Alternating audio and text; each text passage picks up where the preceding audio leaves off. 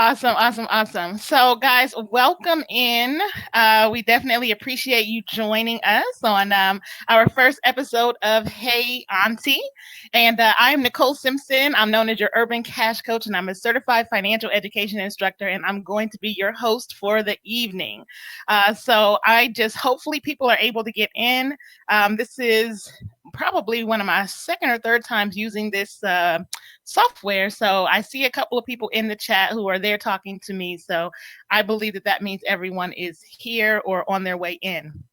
So I just want to talk about why we're doing this on today. The main issue, truthfully, is that my aunties they've done a pretty good job of accumulating assets, and you guys have savings accounts and cash value life insurance, and you guys have homes and mortgages, stocks and bonds and property and 401ks and all of these things. And my aunties are far wealthier today than their parents or their grandparents were at this age, and that is an amazing thing. That also means that you have a lot more risk than any generation before you.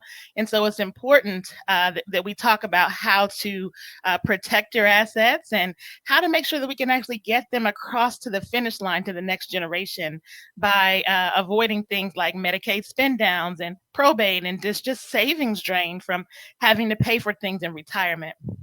So this evening, we have a special guest. We have Attorney Ambrose Moses III, and he's going to be sharing his legal expertise in the area of estate planning and all the legal ways to be able to protect your assets from any of these things that could be coming out to, really eat up your finances. So we're going to be getting started in just a moment, guys. And once again, welcome in. I want to give you guys a few housekeeping rules. So this is an online chat, and it is not considered to be legal or financial or healthcare advice. This broadcast is for educational purposes only, and it is intended to give a broad overview of several areas of concern. We highly suggest that you meet with your certified or licensed professional in any of those areas that you feel you need to have more conversation on any of those topics. So without further ado, I want to share with you that because we are doing this in an online seminar, some of the licenses that I currently have require that everyone needs to sign in on the link that I am about to put in the chat. So if you registered for this event in advance, then you have already signed in. If you have not registered and you're just here on Facebook Live, this is the link that I just put in the chat for you. Hopefully you can grab that and go ahead and complete that online registration. That way I can stay in compliance and have the opportunity to continue to host these events without having the compliance guys on my back, okay? So we will have a limited window for questions after each segment. So there are 3 segments today that we're going to be discussing, and after each of those segments, we will pause for questions from the audience, and you will be able to post those questions in the comment section. So we will be moderating, reading those things to see what questions that you have. And if you don't have any questions, we will just move on to the next segment. So we will share contact information for the presenters today. So if you need to schedule a consultation or have a one-on-one conversation, you don't want to have your personal business in the comments, we completely understand that. So don't feel compelled to have to ask any questions, okay? So I'm going to give you guys a couple more minutes to get settled in. Grab your pen, your pad, get some snacks, complete that online sign-in form, and in 2 minutes, we are going to be back and ready to go. So we'll see you in a couple minutes. Go ahead and get signed in, and let's get going.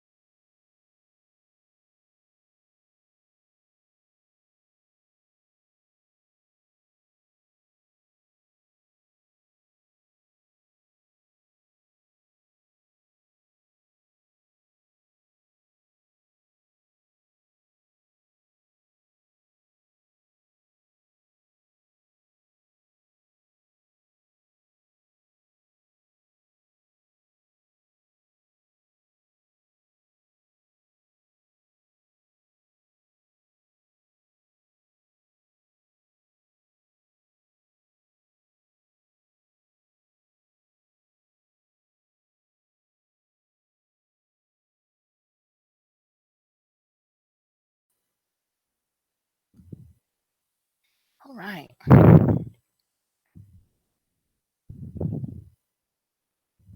Sure, I'm off mute.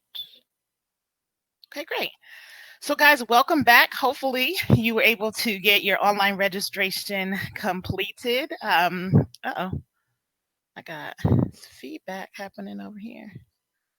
Okay. Hopefully, you guys were able to get your online registration completed and you are back with us now, comfortable and ready to dig into this Hey Auntie segment all about long term care and assets. So, without further ado, I'd like to welcome Attorney Ambrose Moses III to Hey Auntie.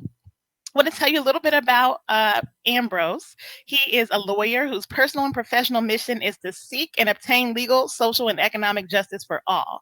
To that end, he supports and participates in activities that inform, educate, and empower individuals, families, entrepreneurs, and community programs to impact and improve the communities in which they live. Ambrose is the recipient of the Ohio MBE 2020 Frank Watson Advocacy Award, and he's also a past recipient of the U.S. Small Business Administration Legal Assistance Champion of the Year Award. You can find him and his collection at his website. I believe it's mosesambrose.com. So I'm sure he will share that with us on today. So I'm going to go ahead and bring him in. And we should have him. Hello, Moses. How are you? Hello, Nicola. How are you? I want to thank you for inviting me on today, and I look forward to our discussion. Awesome. Awesome. What is your website? I'm sorry, I didn't have that down correct when I was giving your bio. Oh, it's ambrosemoses.com. Okay. ambrosemoses.com.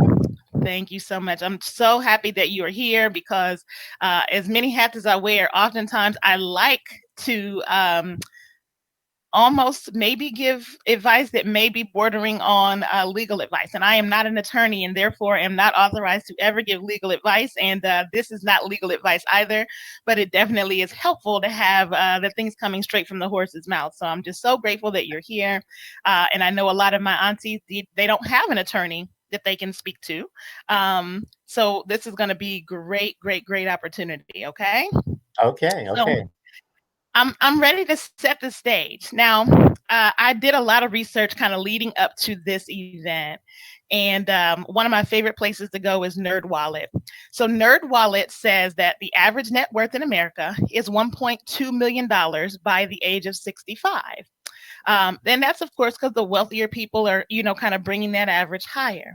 Now, the middle of the road net worth is $270,000. And this constitutes as everyone's liquid assets and things that are easily liquidated, assets including homes and cars, retirement accounts, and investment accounts. This conversation is extremely important because wherever my aunties fall between 270,000 and 1.2 million, all of it is at risk if you have a significant health event, if you have a significant legal event, and there's so many things that could potentially put those assets at risk. One of the things that people oftentimes fail to do is to really merge in the three areas of their overall planning, which is their lifelong planning. A lot of it should be maybe around legal and estate planning. And then there's also a component that's your financial plan. And then there's also a component of that is your healthcare plan. And all of those around that circle, they all need to be able to talk to each other. And in many cases, you've got an attorney, you may have a stockbroker, you may have an insurance agent, and none of the three of us know each other. So those things are not necessarily being melded together. So on today, we're going to have at least two of the folks, and sometimes I can kind of straddle the line of a financial advisor. So on the topic of healthcare, Ambrose, in Ohio, the cost of care every month is as follows. The cost of an adult daycare stay is $13,000 per month. A home healthcare aid is $2,200 per month. An assisted living in a private room is $4,648 per month. A semi-private room in a nursing home is $68,000 a month. And a private nursing home is $73,000 per month. So those are huge, huge, huge, huge numbers that can easily put a dent in that $270,000 worth of net worth to that $1.2 million worth of net worth just off of a significant healthcare event. So, Moses, our aunties really need some help today. And the way things look, if we don't all stay super, super healthy, we might pass away penniless if we don't do the right things. So I want to ask you a question. If my aunties don't have an attorney like you on staff, tell us what you do. How do you help clients with protecting their assets?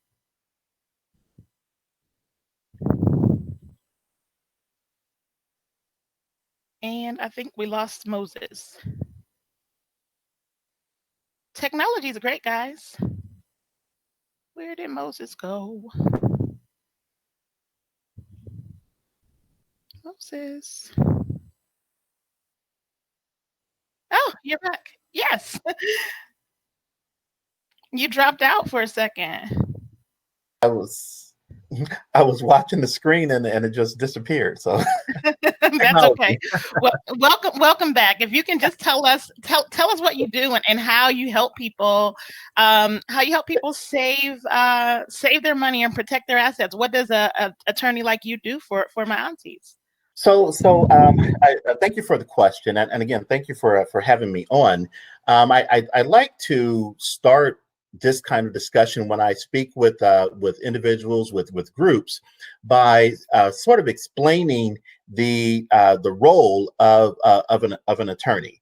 I think that a lot of times we get sort of hit by what we see on television, and everything is about being in the courtroom and arguing cases. But actually, what an attorney does is really advise, counsel, and represent. Those are the three primary functions that the attorney is going to do for a client. So when we say advise, the attorney is going to evaluate the client's situation, and then apply the law to that particular circumstance, and then give actual legal advice to the client in terms of what their options are, what the law is likely to result in, and what are the range of options. So that's advice, legal advice. When we talk about counsel, what that involves is an attorney sitting down, working with the client, helping the client to work through whatever their circumstance or issues or challenges are. So the attorney is not delivering any legal analysis or advice in that scenario. It's really just helping the client work through that particular issue that they are dealing with. And then finally, in terms of representation, that is the more traditional role of the attorney that a lot of people are familiar with, is when the attorney steps into the place of the client and represents their interests. So a client is called into court for a civil or criminal matter. It is the attorney who comes in and is there arguing the case, making legal arguments, asking questions, interrogating witnesses, standing in the place of the client. They are representing that client, and that could be in a lawsuit, or in an administrative proceeding, or in a negotiation. So you have advise, counsel, and represent as the primary roles that the attorney plays. So as this relates to what we're talking about here tonight, in terms of estate planning, in terms of asset protection, a lot of that is going to involve advising, counseling, and some representation as well, depending upon the circumstances. But what happens here when we talk about estate planning and asset protection, the attorney is going to invite the client in, going to talk with the client to evaluate what is the client's objectives, what are their needs, and what are their wants. And so part of that is going to come from that interview, understanding what the client wants and what their objectives are. But then you're also going to do an inventory what the client has. What are the assets that the client has? A car, house, a range of bank accounts, life insurance policies with a cash value. Is there other real estate that the client may own? Are there any patents or trademarks or any businesses, or a whole range of assets that they may own, any family heirlooms that they may have, any special collections that they may have, those kinds of things. So you want to inventory what the client has. And then in terms of their circumstance, in terms of family, are they married? Are they single? Do they have adult children, minor children, grandchildren, great grands? So you want to inventory as well the various relationships that the client has in their life, and then what is it that they are looking to do with those. So in terms of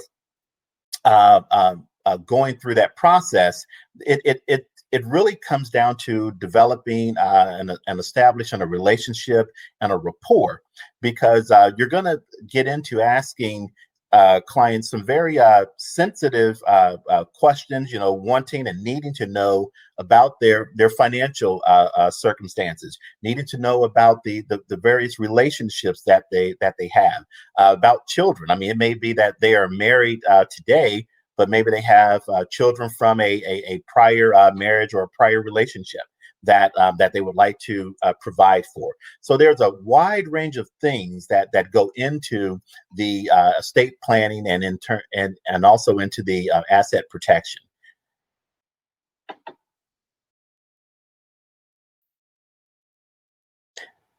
I think you're on mute, or maybe I'm on mute. No, it's me. That's a lot of information, Moses. Thank you so much for sharing that. I don't think I really thought that there was quite so much that was involved.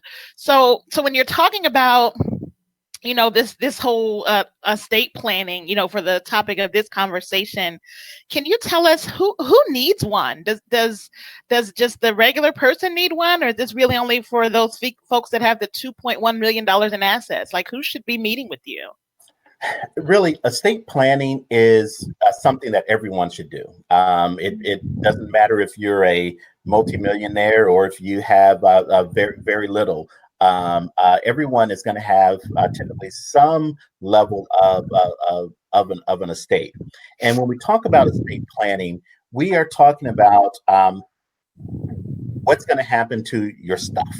And stuff is just a general term for all the things that you own, that you own today, that you may own tomorrow, but you're making plans for here today. And so what that means is that where are you going to put it? How is it going to be held from an ownership standpoint in terms of title to that property or to that asset?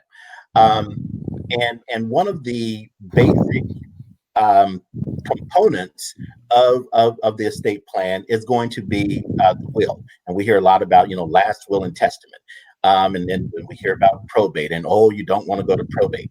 Well, probate is not necessarily something to be scared of. It's just part of the process. But it's important, I think, for individuals to understand that in terms of you have your estate plan, you're going to have your will, and then there are other documents that come along with that, or other tools, legal tools that come along with that. Let's say a power of attorney. So a power of attorney is your instructions, you give an authority to another individual to act on your behalf, to transact business, be it financial transactions at the bank, be it signing a contract or lease agreement or purchasing real estate, doing things on your behalf. And obviously that's something that's occurring during your lifetime while you are alive. So your estate plan is going to include the will, but there are other things that's going to be involved as well. A little bit ago, you made reference to healthcare. When we talk about, well, let me back up a second. There are times when folks will say, well, Attorney Moses, I would like to come in and get a will. And most attorneys today don't do just a will. we'll do what we call a will package, because there's typically more that's needed than just the will. So, I spoke about the will, but you're going to have the power of attorney. And then when you made reference to the healthcare issues, um, there is also a healthcare power of attorney, which is where you are deciding who has the authority to make medical decisions, healthcare decisions on your behalf when you're not able to speak for yourself.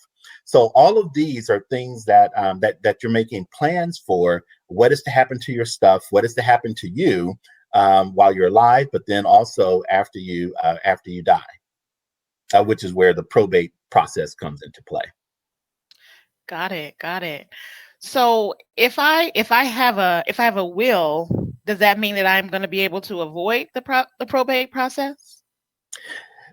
No, a will, in order for a will to be, uh, a will is designed to be probated. So a will go through the probate process. Okay, so now if you want to avoid or minimize the probate process, and the probate process is where an individual dies, that passes away, and then determinations have to be made in terms of the status of their property, any money, cash, and securities, real estate, other kinds of property that they may have, personal property. So who is going to be the owner of that? Where does it go? And the will is the document that is where the individual has stated, this is who I would like this property to go to. And it goes to my son, to my daughter, to my uncle, or whoever it may be, to charity.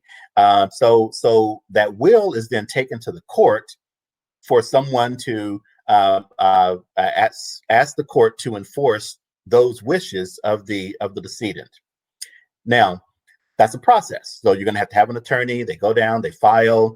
There's a court hearing established. There are individuals who are appointed as the administrator or the executor of the estate. So there is a process involved, and it's on a public record. Many times, individuals would like to be more private and like to avoid some of the court involvement. So they set up what's called a trust, where those same assets that were being addressed under the will would be addressed under the trust. However, typically, if we do a trust package, it still will include a will, and it's what we call a pour over will, meaning that if when the person dies, the pour over will is still taken. They have a trust, but the pour over will is taken to the probate court and admitted for probate. And what it will state is generally that any assets, there shouldn't be any, but there might be some. Any assets that are not already in the trust, the court is hereby authorized to transfer, the trustee is hereby authorized to transfer those assets into the trust. So then it would be a more expedited process in the probate court. It would not have to be a long process, and so you would avoid much of the probate court processing of that estate. Okay, got it. Now I have some questions because you just rattled off a lot of information. So what I need to understand is, okay, so if I have a trust, does that mean that anybody is just going to be able to come in and kind of make decisions with the trust, or like who are the people that are going to handle the trust once I make my decision to set up a trust? So the trust is a legal document that's prepared to be the holder or owner of the property that you have, and to be separate from yourself. And so the trust is created, and then assets that are put in are considered the body of the trust. And in the trust, you're going to name an individual who will be responsible for taking care of and the directions, the requirements of that trust, and they are called a trustee. And the trustee is the one who makes decisions about where assets go, or who gets paid and who doesn't get paid, and out of those trust assets. The trust assets are held for the benefit of what we call beneficiaries, and it's the trustee who decides when someone gets what distributions and when they don't get those distributions, according to the language that's in that trust.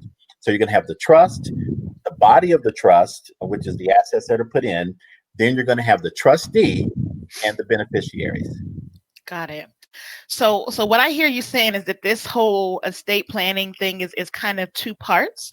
So I hear you say that one is kind of if I get sick or incapacitated, and that's kind of where the power of attorneys and all of those kinds of things come in, and then maybe even the trust while I'm alive. And then the other part is kind of if I pass away or when I pass away, that the will and a different kind of a trust, where we have the pour over will that goes into a different type of trust. So it's basically two parts: the living part and then the part once I'm already passed away. Is that right?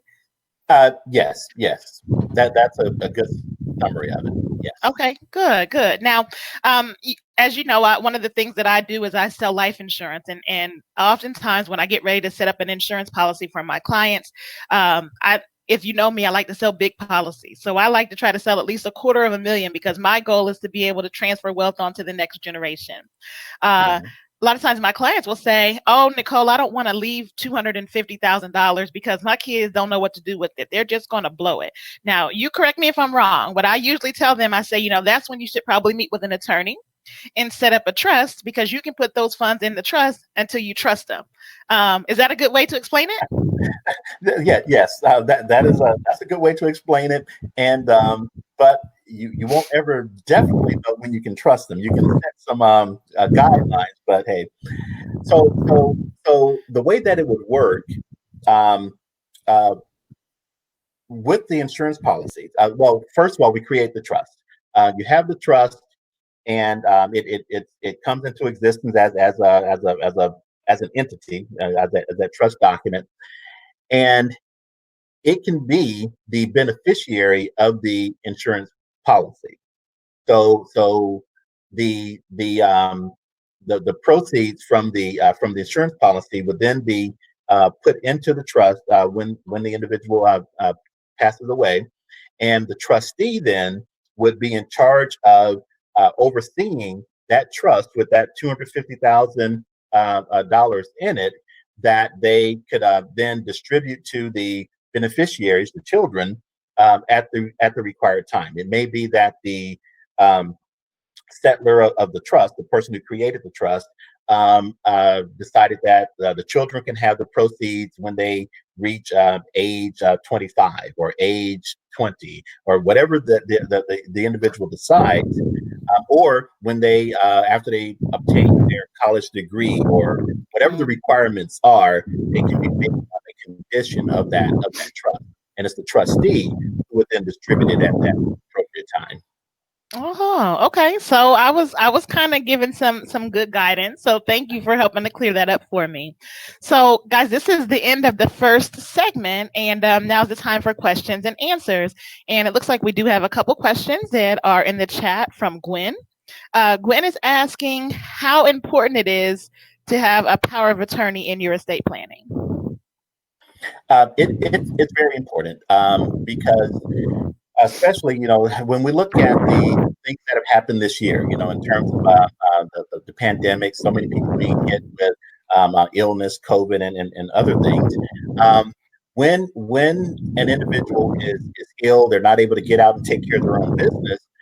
Someone needs to be able to go and do that on their behalf. And there are times when you don't want to wait until you're sick and that you need it in order to get the power of attorney, because of the timing needs. So it's important, and it's good planning to do that ahead of time, to decide who is going to be your what we call the attorney in fact, under the power of attorney, and to go ahead and prepare that document. You may even prepare it with your primary attorney in fact, then your secondary, so that if the first person's not available, then you also have a second individual who could act on your behalf.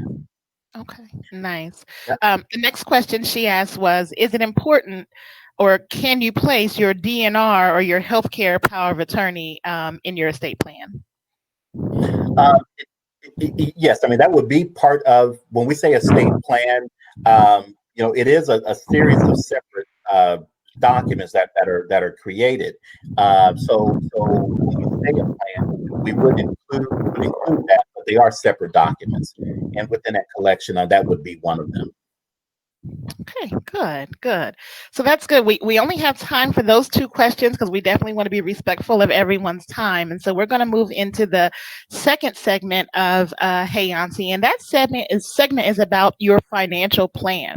So your financial plan, it plays an important role in all of this, and what plans you have in place, and while you're healthy and while you're alive, and those are the things that are really your saving grace.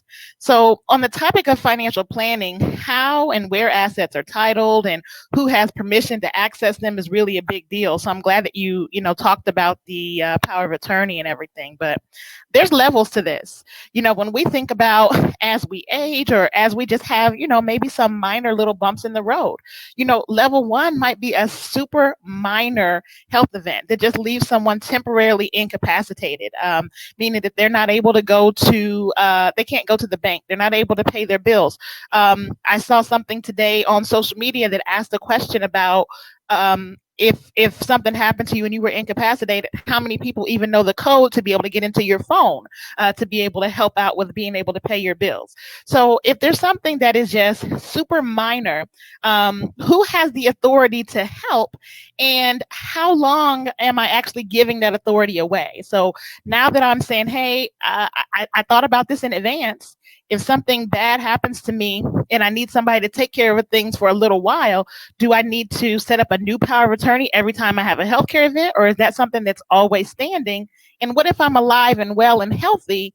Does that person still have the authority to go and transact business when maybe I don't want them to? Can you talk me through how that would work? Yes. So in the when we talk about power of attorney, there are a couple different types of power of attorney. What I was describing before is more of a general power of attorney where you are giving someone the authority to act on your behalf. Within that power of attorney, you're going to detail what the specific authorities are. Do they have authority to access the bank account, a bank account, or access some investment accounts, or transact real estate transactions on your behalf? Are they able to act on your behalf in with respect to a business that you may own? So those are things that you're going to want to, in terms of make withdrawals or deposits, you're going to want to list out in that power of attorney.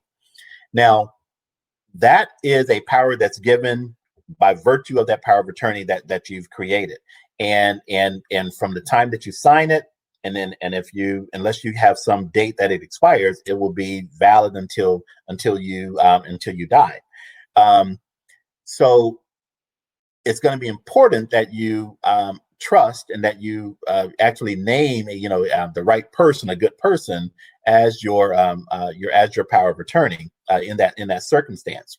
It's going to be important that you also keep the power of attorney safe and secure, so that it's not necessarily just floating around out there if you're concerned about someone making transactions or something to that effect without your authority. So that's one. That's the general power of attorney, and what we may call a durable power of attorney, because you'd have provisions that say that even if you're sick, they'll be able to do things on your behalf as well.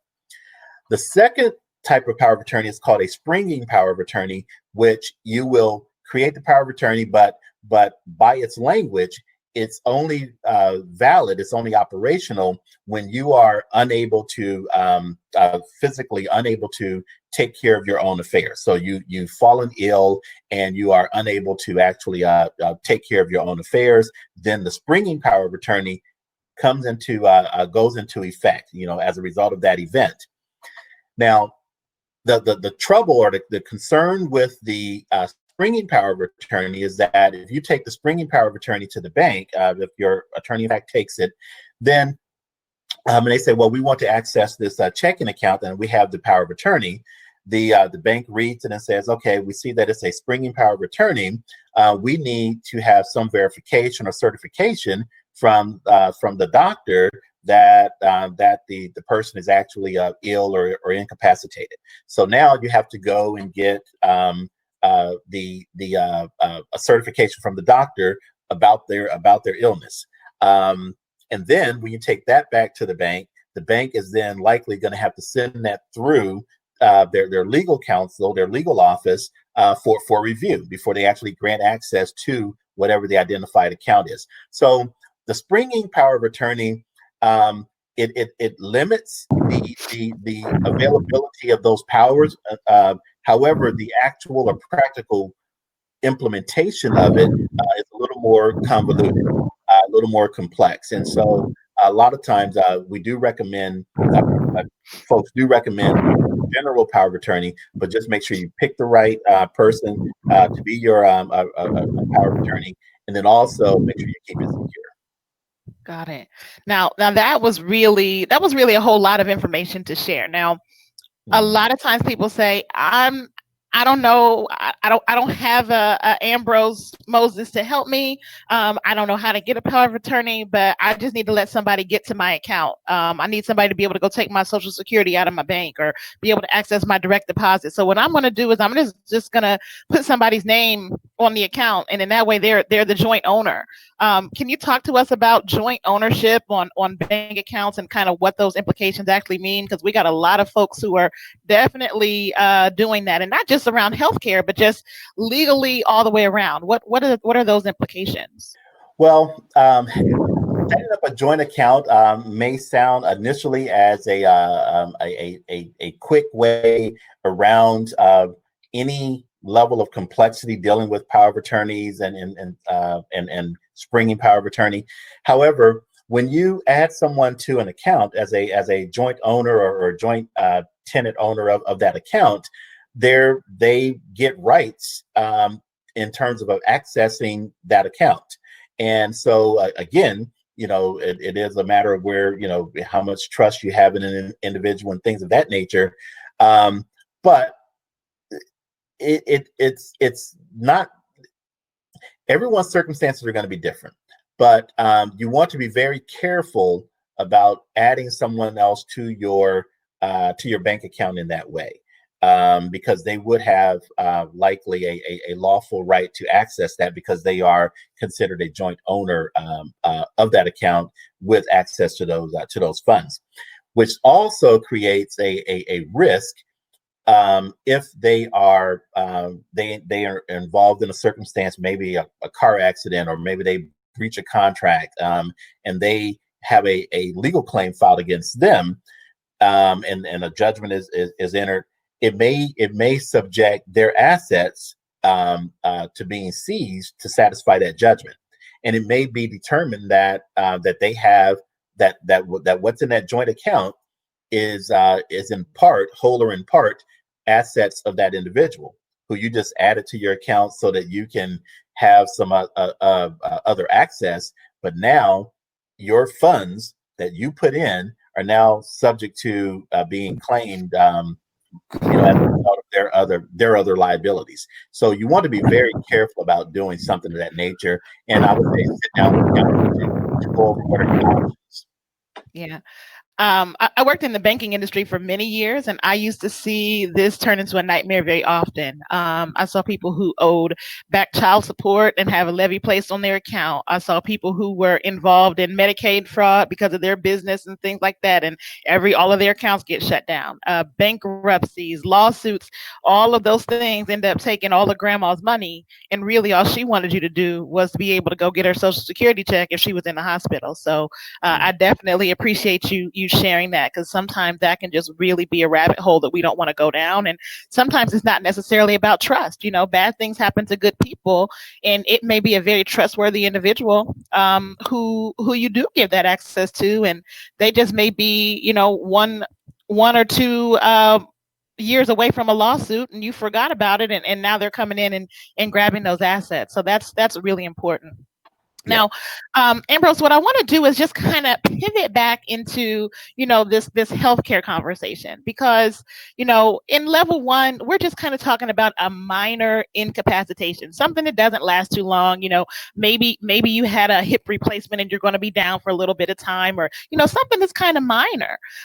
If something becomes severe, right? If you get to the second level of your healthcare crisis, and maybe it's going to be severe and maybe it's something that's chronic. I want to really just kind of talk through that scenario. So if, one of my aunties or someone who they knew had a severe healthcare event, say last year, right? Because I don't like to make people sick in the future. I like to always say that it happened before, because we know that didn't happen, because I don't want to put no bad juju on nobody. But say this happened last year, and she owns a home. Maybe she's got about $75,000 in her savings account saved up, because she's been a very good saver. She may have some cash value life insurance and some different assets.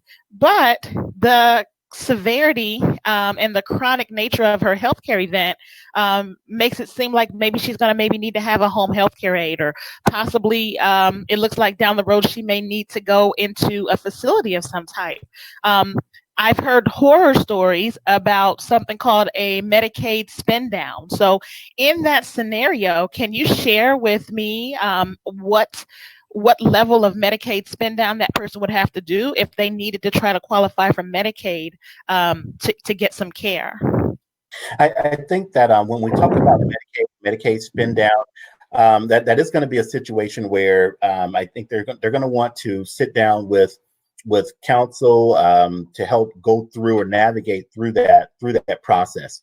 So, with respect to Medicaid, you have a circumstance where an individual is looking for access to medical care, or long-term health care, or nursing care, and the government will provide those benefits when an individual is within certain asset and income limits. So there are certain limits that are set, that if an individual is below this, if they earn below this amount in income, and if they have below a certain amount in terms of assets, then the government will provide the Medicaid benefits.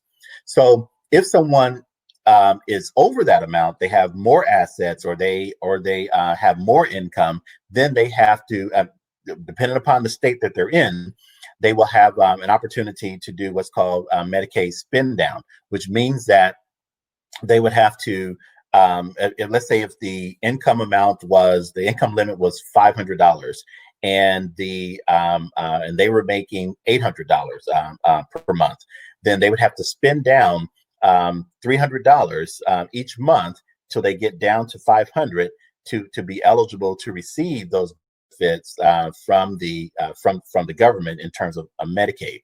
And there are different restrictions in terms of what will qualify as a spend down. Typically, it's going to be medical expenses that they pay for long-term care premiums, or medical bills, either past or present medical bills, and certain things that will qualify as a spend down that they spend each month, that would then make them eligible to receive the remaining Medicaid benefit for that given month. Okay, so there's a certain amount of money that they're allowed to have, and there's a certain list of things that they're allowed to spend the money on in order to get down to become Medicaid eligible. Is that what I hear Correct. you saying? Yes. Okay, And that's on income, and then also on assets. got it. Now, imagine if one of our aunties decided that that 75,000 that they had in their savings account, what if they had gifted that to their granddaughter to buy a first house, or to pay for college? Would that be considered in their assets? So the issue will be, um, there are going to be some assets that are counted and included, and then there'll be others that would not be included, as they evaluate what is going to be considered assets. So the let's say like their primary home that they are actually living in may be not counted towards the asset limit for Medicaid. However, if they have made a transaction, such as gifting the house away, which would be a transaction below market value, it may be that the agency is able to go and do what we call a look back, meaning going back 5 years in Ohio, 5 years to see what transactions they may have done that should be undone or should be undone from the standpoint of counted in their assets. Meaning that if the house was gifted away in the previous year and it should be counted as an asset, then they will be ineligible for Medicaid until they have passed the allotted time that the agency determines with respect to that. So, in terms of making gifts, in terms of doing Medicaid planning, you're going to want to sit down again with counsel and sort of plan out who do you want to get what assets and what are going to be some proper or appropriate ways to transfer those assets in a fair exchange or appropriate exchange that would pass muster or review by the agency should Medicaid become necessary. That's good information. So what I understand from that is that there, first of all, there's a 5-year look back. So on today, if there was a situation where any of our aunties needed to receive any type of long-term care, they're going to look back over all of the assets that we've had and owned over the last 5 years and potentially count that as our asset value today. Correct? Yes. Yes. Okay. Got it. Got it. And so what I hear you saying is that in terms of possibly avoiding this, which is why we talk about these things sooner than later, is that if we set up as a part of our estate plan and we have already set up a trust, right? We've already set up our will, that perhaps that doesn't show up. Now, how is that possible? I mean, if I am the owner of the trust and I have put my assets in the trust, how is the assets in the trust now ineligible for the thing with Medicaid? Can you help me understand that? Yes. Again, this is why it's going to be important to sit down with counsel because even when we talk about trust, setting up a trust, there are different types of trust. You have a revocable trust, which is where you're the settler of the trust, and you establish the trust. You put assets into the trust. You name a trustee. You name beneficiaries of your trust. However, you retain the power to modify or to terminate or even terminate that trust or revoke that trust. It's called a revocable trust. So in that situation, that kind of trust, while it does help in terms of the handling of some of the assets that you may have, there are certain limitations to it in terms of if there are claims from creditors, if there are requirements for things such as Medicaid look back or Medicaid asset assessments. So that type of trust may not be as helpful in this circumstance. But we also have what's called irrevocable trust, which is when you create a trust, you're the settler of the trust, you create the trust, you name a trustee, name beneficiaries, put assets into that irrevocable trust. But once that's done, you cannot change that trust. An irrevocable trust permanently changes the ownership of whatever assets are put into it. So if you set up the irrevocable trust today, put in $500,000, you can't then turn around a year from now, 6 months from now, 5 years from now, and say that you want to end that trust and take those funds back out. So depending upon the type of trust, and then there's variations even within the concept, the categories of revocable and irrevocable. There are different minor details that also go into play, and those will have different impacts when it's being evaluated for Medicaid purposes as well. But that gets into a little more detail that you really should sit down with counsel to go Yeah, through. that's what I hear you saying, because that sounds very specific and unique to each individual situation. Yeah. So we're getting close to the end of this segment. Now, the one thing that just kind of sparked my my attention, and I have a curiosity around it, then I've got some questions from the audience, is what kinds of assets should go in the trust, and are there assets that should never go into the trust? The type of assets, one, I think first you're going to have to determine if you're doing a revocable or irrevocable trust. And assets that you would put into the trust, generally things that you want to um, uh, put outside of your direct ownership, but that you want to have some direction in terms of where they go, and things and property that, such as cash, such as our real estate, such as maybe vehicles, cars or family heirlooms, things that also don't have what's called, like a um, transfer on death provision or a payable on death type provision. Um, those are the kinds of things that you would put into a trust. Things such as bank accounts or insurance policies would not go directly into a trust, because you can name beneficiaries to those. So those type of assets you wouldn't necessarily put into a trust.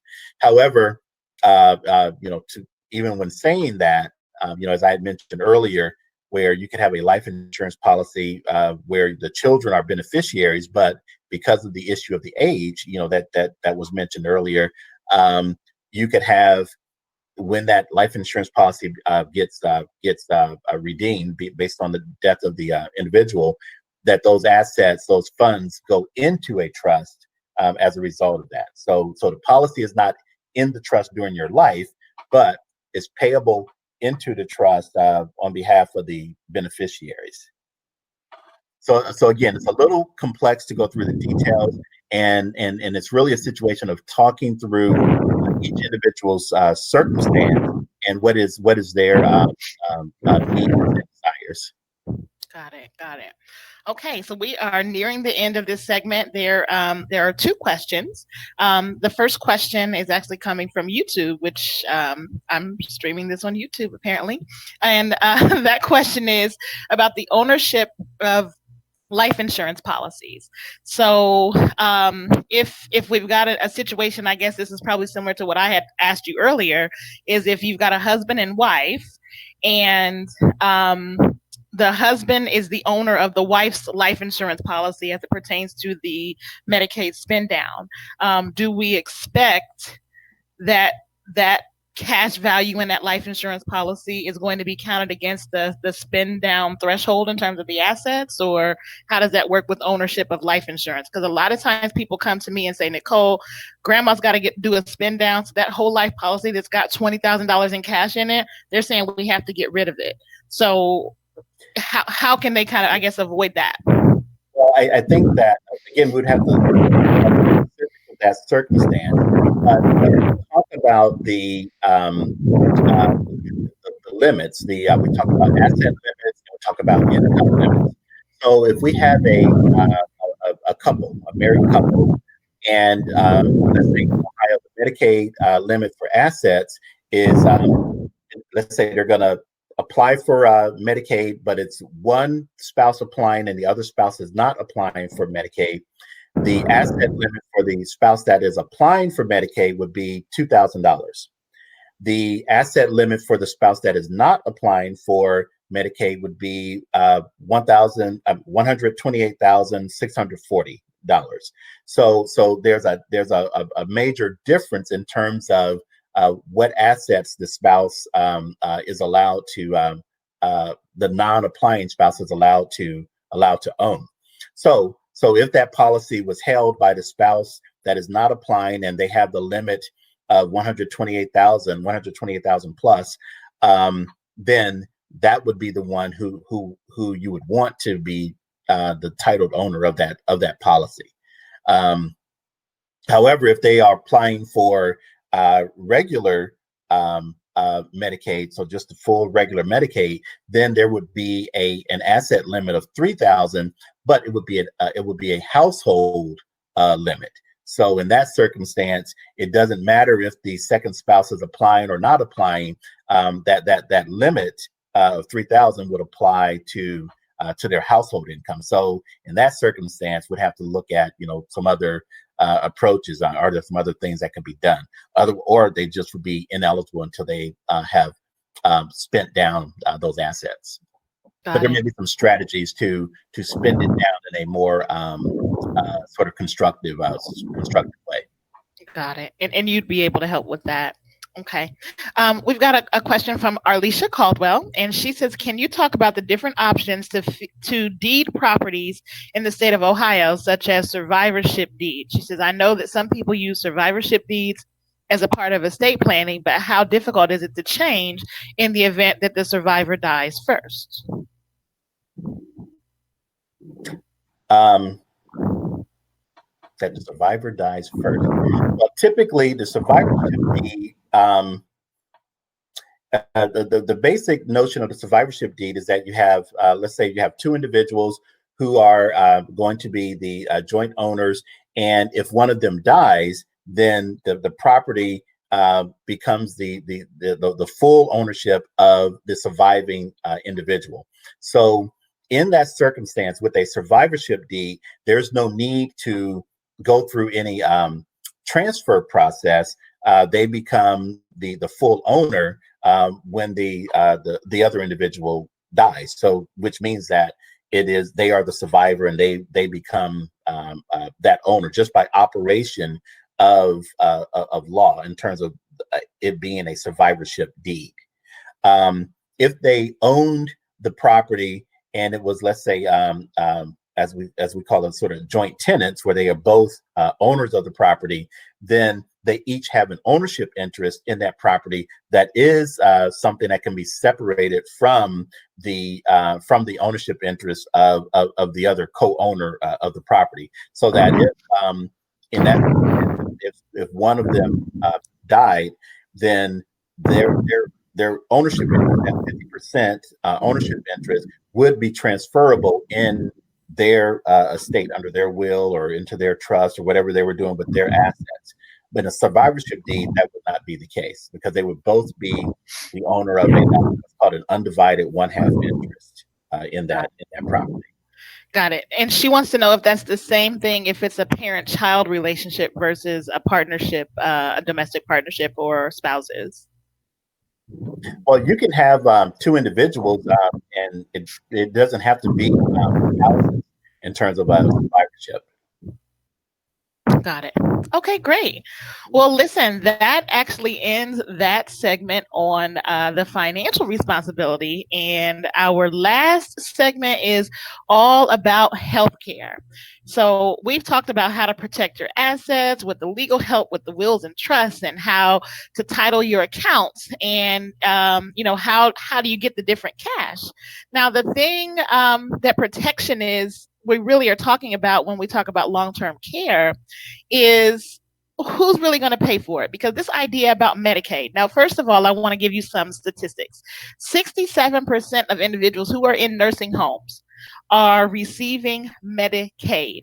So that is a vast majority. So the folks who are in nursing homes have either did not have enough assets for it to matter, and they were automatically able to qualify for Medicaid, or they did have some assets, like I believe my aunties do, and they either met with an estate planning attorney and were able to do some things with trusts and some other legal ways to kind of move those assets and take those out of their ownership, or possibly they may have had to work on what would be considered a Medicaid spend down.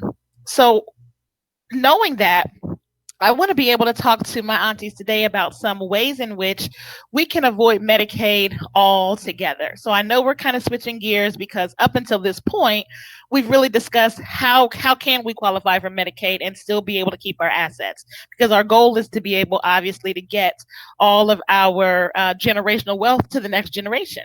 And unfortunately, retirement years, healthcare incidents, those are the things that prevent us from being able to get the wealth onto the next generation.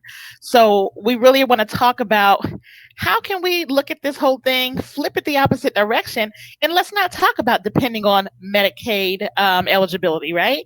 There are lots of folks who don't want to have that. They believe that that's welfare, and so they spend a lot of time planning on how they can create a fund or a source of money, a pot of money, some type of savings somewhere to be able to pay for their long-term care. So I've been playing Oprah for the first part of this segment, and now I'm going to switch hats and I'm going to be more like Susie Orman, and I'm going to talk to you guys a little bit about the healthcare insurances and different ways that you can pay for long-term care, and some things that folks really need to be considering as a part of this whole thing. All of these things are important, but obviously the longer you can go with having your own money to take care of a care expense, the better. Now, what I do know is because I have been in this industry now going on 13 years. And the one thing that you have in your favor is if you have a domestic partner, someone who you live with, you have a spouse. Oftentimes, long-term care situations are vastly different if you have someone who lives with you or is your spouse or something like that, because in those early years when, things start to happen, maybe somebody needs a little bit of help getting up in the morning, maybe somebody needs a little help feeding themselves, or maybe they start to get a little forgetful. The partner in the household spends a lot of the time taking care of the other. And so oftentimes that really eats into a lot of the time. The average amount of time that folks typically spend in a nursing home is actually in 5 years, and not just a nursing home. It's about 5 years on any type of long-term healthcare situation. That's the average in the United States. So outside of perhaps, maybe someone who had an accident, like a car accident or something like that, most folks who are suffering from a critical and chronic medical condition, that time frame where they need someone to help them is usually about 5 years. So I really want to go through, there are actually 7 ways to be able to help pay for long-term care that don't have anything to do with Medicaid at all. And I think that's important that my aunties have that idea so they know that all of their options and what they have out there. So the first option is what most people know about, and it is long-term care. Now, long-term care is a comprehensive plan for healthcare, and it helps you pay for all of the things that we know. It helps you pay for if you need to go to a nursing home. It helps you pay for if you need to go to an assisted living facility, if you need to have a home health care aide, if you need to go to a adult daycare. All of those kinds of things will happen, and it's usually triggered by not being able to complete 2 of your activities of daily living. So those are going to be things like getting up and transferring from one seat to another, being able to feed yourself, right? Being able to go to the bathroom on your own, being able to take care of your own personal hygiene, being able to get yourself dressed. If you need help with any of those activities of daily living, chances are you would qualify for some type of care. Long-term care is typically the most expensive that's out there, and statistics are telling us now that most people cannot afford a standard long-term care plan. Right now, they're saying it's about the top 10% of Americans who are affording long-term care plans, and everyone else is typically looking at some other alternative. So long-term care it's not a bad thing, but it just is oftentimes unattainable for a lot of individuals. Just some things that you should know about long-term care policies is that they usually have a waiting period anywhere between 90 days and 365 days before you go on claim. So that may be the time that maybe the kids are helping out with mom and dad and grandma and grandpa until they can kick in. Maybe you're using some other forms of assistance to kind of help until you're able to start making claim on those particular policies. But you should have a financial plan designed to be able to cover your waiting period. I like to tell people that the waiting period is kind of like your deductible. So if you know that you're selecting a 90-day waiting period, then maybe you have enough savings to cover care for that first 90 days. Again, most people are not able to afford that long-term care. The age limits normally for most traditional long-term care policies go between age 35 and age 65, and some of them go a little bit longer. So that's the first type, long-term care insurance. The second type is something called a hybrid plan. Now, hybrid plans, they are very interesting because they are really chameleons in this space about long-term care. So a hybrid plan is going to be a combination of a guaranteed universal life insurance plan and a long-term care plan and a return of premium insurance plan, which is super, super interesting. It's very, very cool. It's what I call the sexy stuff when you get to this type of planning, because you can make this policy morph into whatever you need it to be. Now, I'll give you an example because I run these illustrations all the time. So a 45-year-old auntie, maybe she's got some liquid cash sitting in a CD or an old account somewhere. Let's say, just for hypotheticals, she's got $100,000 just laying around. She's saving it for an emergency, and it's just there. Well, she could take that $100,000 and put it into one of these hybrid plans, and that $100,000 will immediately buy $440,000 in long-term care. So that becomes your pool of money to be able to draw from in terms of paying for some of those long-term care expenses. Based on the current numbers, that lasts you about 5 to 6 years in terms of coverage, depending on what type of health care you need. In the event that that person stays healthy and nothing ever happens to them, then that $100,000, it bought them $102,000 worth of life insurance. Okay, so you don't lose a penny. They gave you $2,000 back, and then over the time that you have that policy, it's just continuing to step up in terms of inflation for how much money you're able to access if you need it for long-term care. Now, in that same scenario, if you do have to turn on the long-term care and you need it to be able to take care of any of your care needs, they will let you use every single penny, and they will hold back $10,000 for a burial policy. So you put your $100,000 into this policy, it gives you $440,000, and this is an example for a 45-year-old female, actually. So age, health, gender, all of those things actually matter, but this is just a hypothetical explanation.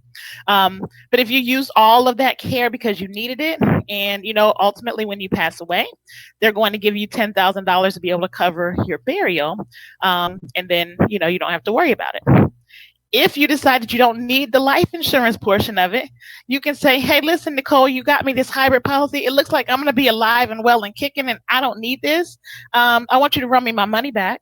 And that's something that we can do as a return of premium option, for you to be able to get your money back and use it for whatever else that you need to use it for. So that is a very unique policy that's out there. I'm going to answer this question from Arlisha because she just threw it in there, and we're not at the end of the segment yet. Arlisha's asking, do you have to have a lump sum to put into a hybrid plan?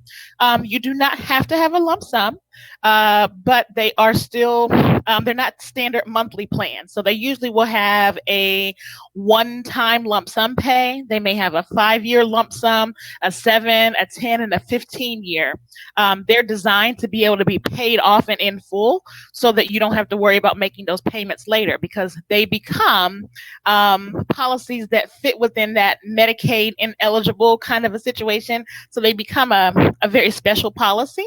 So they want that thing to be paid off and closed up sooner than later. So it's not going to be like a traditional life insurance policy. So I hope that answers your question.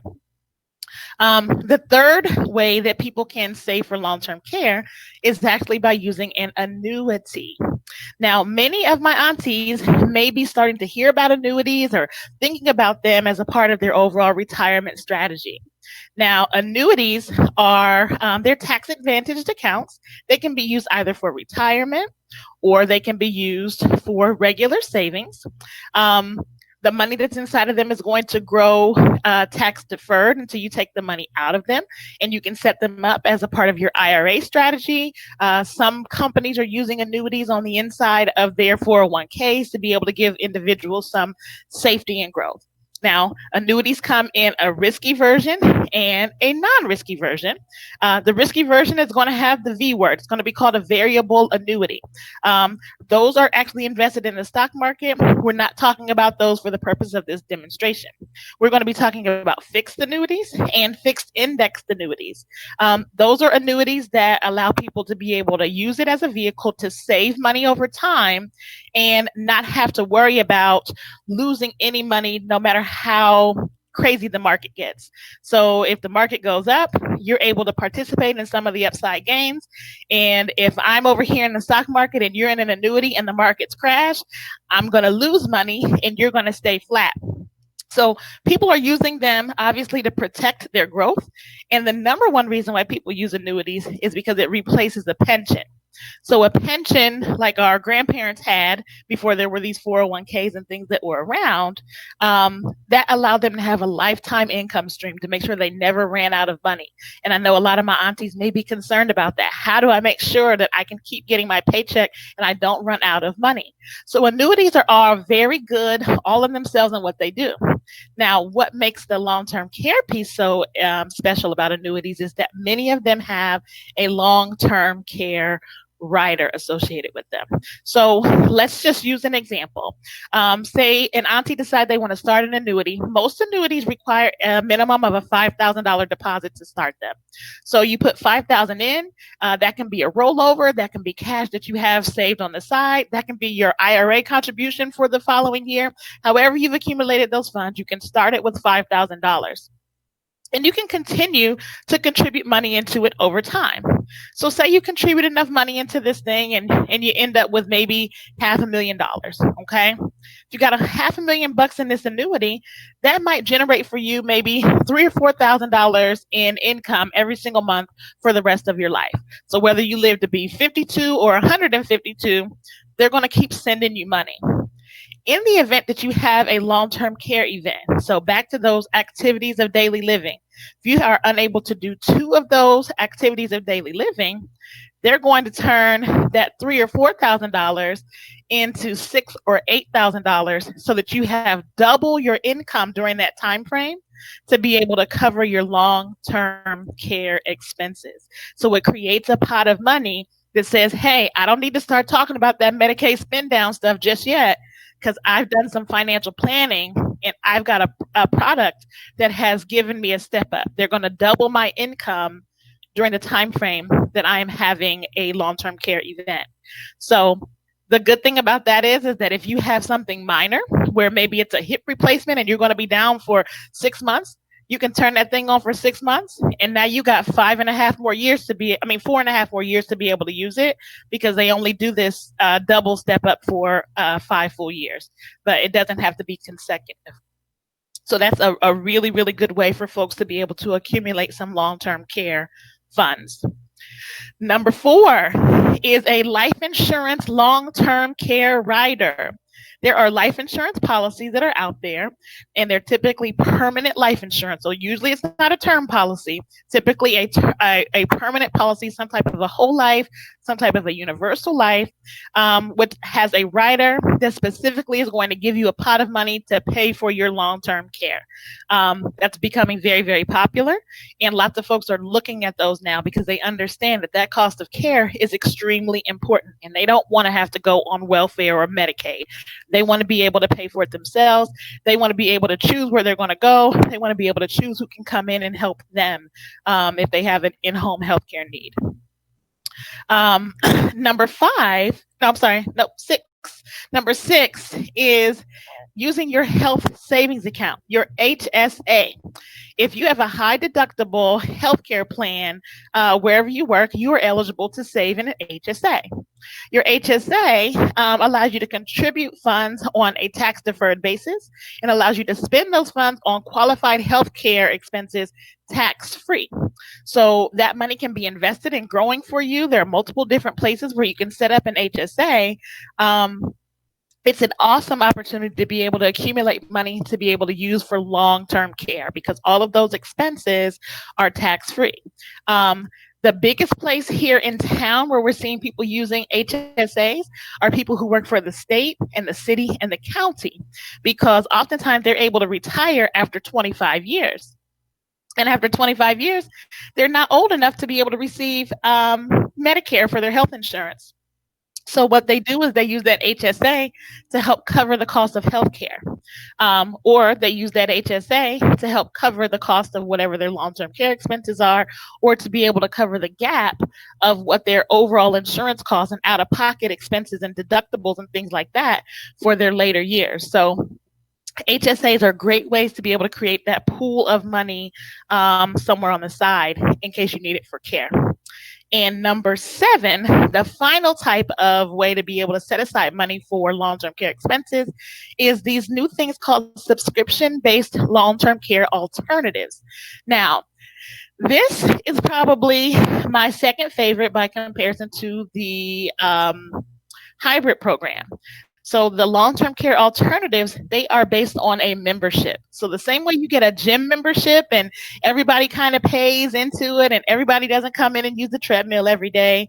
Well, this membership is the same way. You can build a nationwide plan. All of the plans are the same from state to state. There is no age limits. There's no medical underwriting. There are no deductibles. There are no claim forms. Anyone who is not currently having a long-term care issue is able to pay into this membership program and they can determine how many hours of care they want to buy. So someone might be able to buy 300 hours a year. They may buy 3,000 hours, whatever your plan that you choose. And you can use it for things like having someone help you with hygiene, light housekeeping, cooking, getting to and from the doctor's office. You can actually apply those hours wherever you want. They have a care coordinator that will help you find someone to help take care of you in whatever way that you need. And there's not a ton of hoops to really jump through as far as it's concerned. They step it up based on inflation. So obviously, however much you would need to pay for that care 20 years from now, they are going to build that in. Not that you have to pay more, but they're going to build it in that those hours are still going to be able to pace with inflation. If you buy a plan while you are healthy and you don't touch that plan for 4 years, they actually decrease your premium because you've paid into the membership without using it. So that is a very, very popular and new plan that is actually not tied to any insurance product at all. So those are the seven ways to be able to create that pot of money for care to be able to protect your assets and make sure that you don't have to go through spending down things. You've worked hard. You've been able to get your money saved up. You've been able to purchase property. You've been able to do all of these things. And for many of you aunties, this is going to be the first or maybe the second generation in your family that's been able to accumulate this amount of assets. And you want to make sure that you can get that on to the next generation.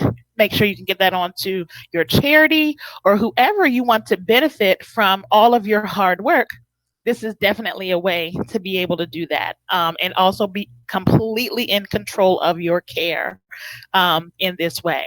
Medicaid is going to offer I won't say that it's a horrible level of care, but it's definitely not going to be, the Cadillac plan of care that you're going to be able to choose if you are in control of your own long-term care expenses.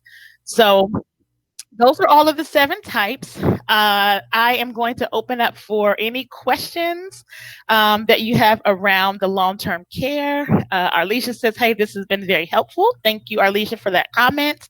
I'm looking to see if there are any others. I don't see any, which we we are doing good on time because we planned for 90 minutes. So Mhm. I don't see any additional questions. In conclusion, guys, we covered a lot of information tonight, and hopefully it was helpful. Arlisha says that it was. Hopefully, we did not overwhelm you and that we answered some of the questions that you have not been able to ask, or that maybe you haven't had enough money to afford to get all the professionals in the room to be able to ask. Hopefully, we were able to help you with that. And we want you, she said that I missed one of the seven.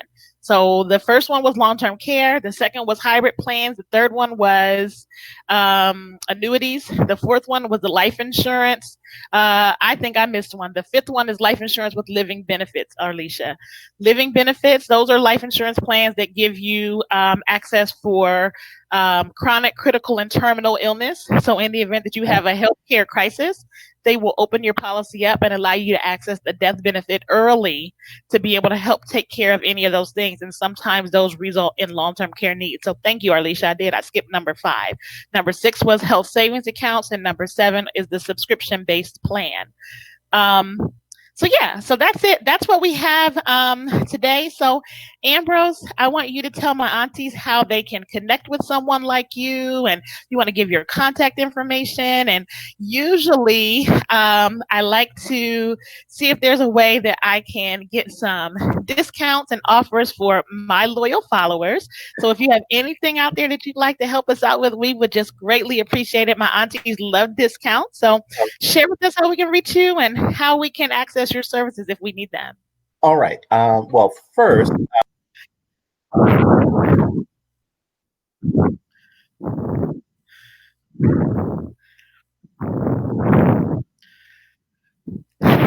Uh-oh. I lost you. there we go. Um, well, first again, I want to thank you for inviting me to come on today, and to share some information. Um, in terms of the products that we do have a discount for your viewers. Well, we give a discount of 15% to the Urban Cash Coach participants and followers. Um, and then also, with respect to the basic packages that we sort of described here today, in terms of a will package, a trust package, and then just a basic advice and counsel. We have a basic package for a trust package at $2,500, and the basic will package, which includes the will, the various powers of attorney, and the healthcare other directives. That is a 1,500. Those are basic prices, our standard day to day. But for the next 24 hours, we are offering to your followers a discount of 50% on the basic will package. So that will put that package at $750. If they want you to get that basic will package, that includes the will, the various powers of attorney, and the other directives as well. In addition to other advice and counsel that goes along with that. In terms of contact, you can use my website, ambrosemoses.com. That's ambrosemoses.com. And there will be a link there that provides information on the law office, requesting legal services, but then also the Urban Cash Coach offer. There's a link there for that as well. So again, that's at ambrosemoses.com. And if you want to schedule a call, or if you want to call our office, it's 614-418-7898. That's 614-418-7898 in terms of the telephone number. And that's what we have.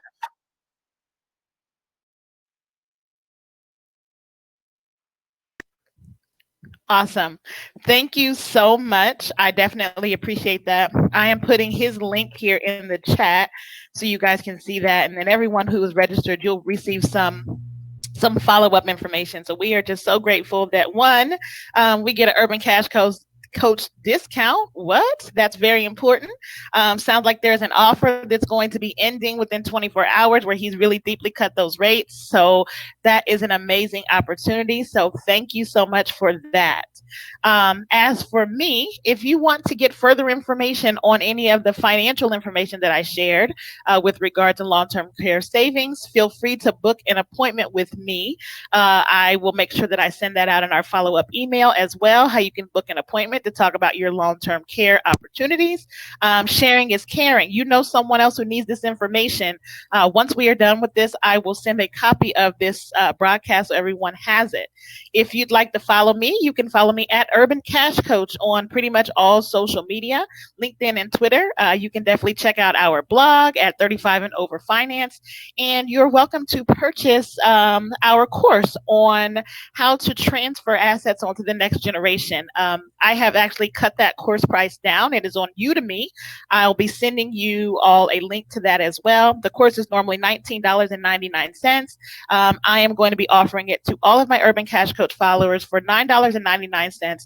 You'll get an opportunity to meet Tangi, learn all about how she uses life insurance to be able to transfer her assets onto the next generation, and some creative things that she does in terms of paying off her mortgage faster, and lots of really, really good information. And I think that you all could use that. And it ties into everything we've talked about today. So thank you so much for attending our very first edition of Hey Auntie. Please tune in January. We already have scheduled for January the 14th of 2021, Hey Auntie, second edition. And we're going to be talking about special needs children and grandchildren. And we're going to discuss the special needs trust, how to set aside funds for the care of your loved ones who may be differently abled. So there will be some information and sharing and marketing that's coming out around that. So that way you can share with your friends and family, anyone who you know who may need to learn about that. So I'm 1 minute over time. We plan to be over at 8:30. Thank you so much, Arlisha, for your comments and your kind remarks. Guys, we really appreciate you. We hope that this has been beneficial and impactful, and that you all learned something that ordinarily you would not have learned. So with that, I'm going to bid you all a good night. And thank you, Stephanie, for your kind information. Please look forward to receiving additional information from me this evening with follow-ups, contacts, links, so that you can find both myself and Ambrose Moses for further follow-up if you do need that, and to take advantage of his specials. So we are signing off of Hey Auntie, and good night, everybody. Thank you. Good night.